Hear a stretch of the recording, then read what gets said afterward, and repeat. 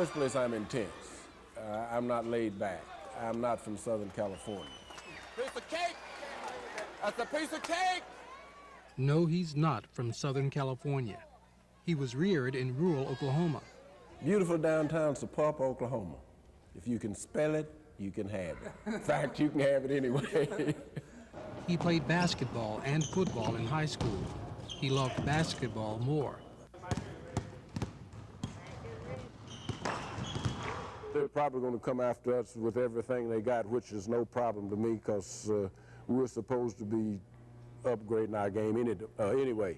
What kind of basketball player were you in high school? I mean, I got to take your word for it now. Golly, I hope my players won't see this.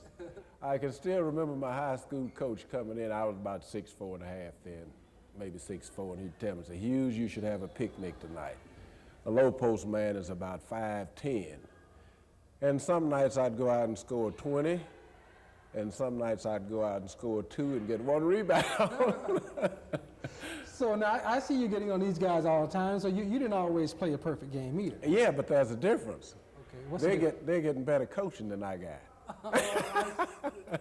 Just in case he does not, just in case they don't make the switch, the guy's going to have to run over me.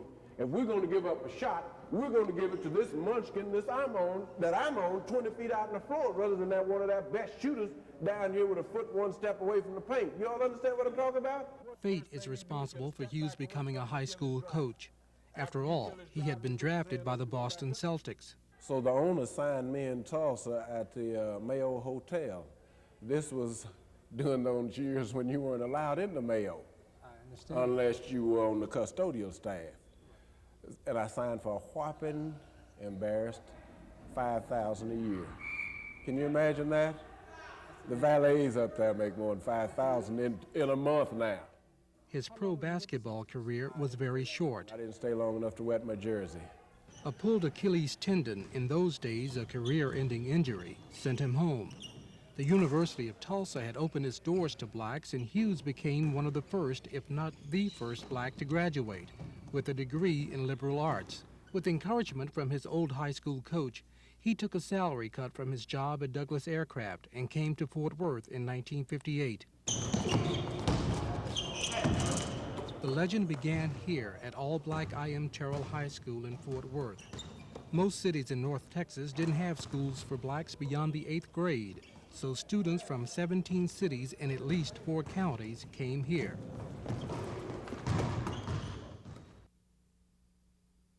Hughes won 3 state championships in the segregated days at Terrell. He produced great players like James Cash, who became the first black to play basketball in the Southwest Conference when he enrolled at TCU in the fall of 1965.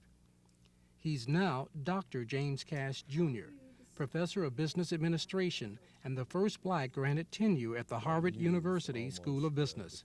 He has fond memories of Hughes. He is a very special human being, clearly the most influential person on my life outside of my parents. He's the kind of person that leads young people by actions rather than lectures and theory. Gerald Beal, former head coach at Terrell and now assistant athletic director in Fort Worth, agrees. Bob, as a human being, probably is as fine a person as you would like to know. His relationship is almost blood, almost. It's a father-son relationship. The kids who participate on the basketball teams under Bob look to him more or less as a father, even those who have fathers.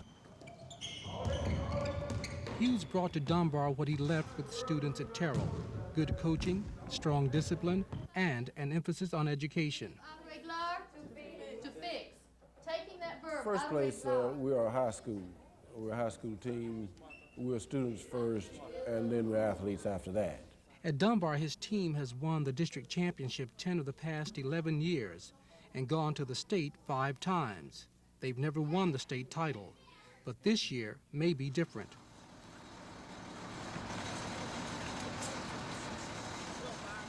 We don't have to, as the old saying goes, tell him who he is.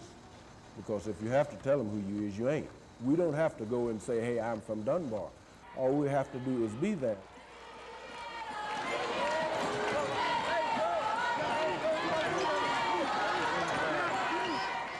What we tell them is play well on the court.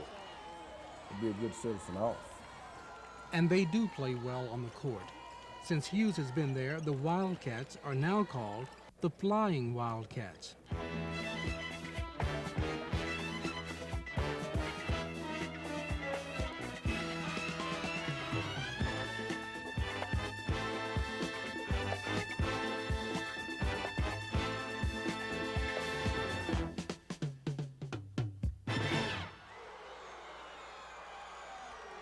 Even when the team is leading by 20 points, Hughes never stops pushing. Well, sometimes we are the Flying Wildcats and sometimes we are the Flying Flash Dancers. The Flash Dancers cannot play basketball. This man comes to here, this man sits to pick, you can't get there, he rolls to the basket, he's here, and you're out there bird watching. And that's you. Once you get up here, it's kind of tough because he stayed on you. Real, if he stay on you, that's because he sees something in you. He's a very intense man. He's intense just about all during the year. To hang with Coach, you have to. He's always thinking, and you have to always think with him.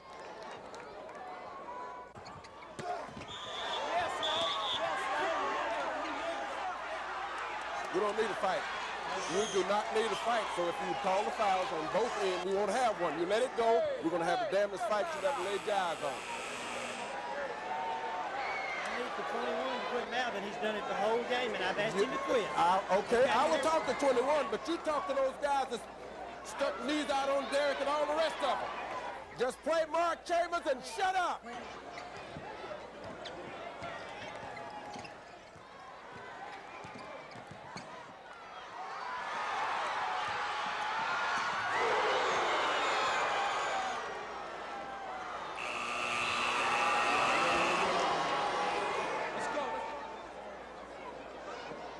I don't have to worry about who or what. As long as I feel that I have done my job, then I'm satisfied, regardless of the outcome of the ball game. But I happen to know if I do my job properly and my instructions are followed, probably we're going to win the ball game.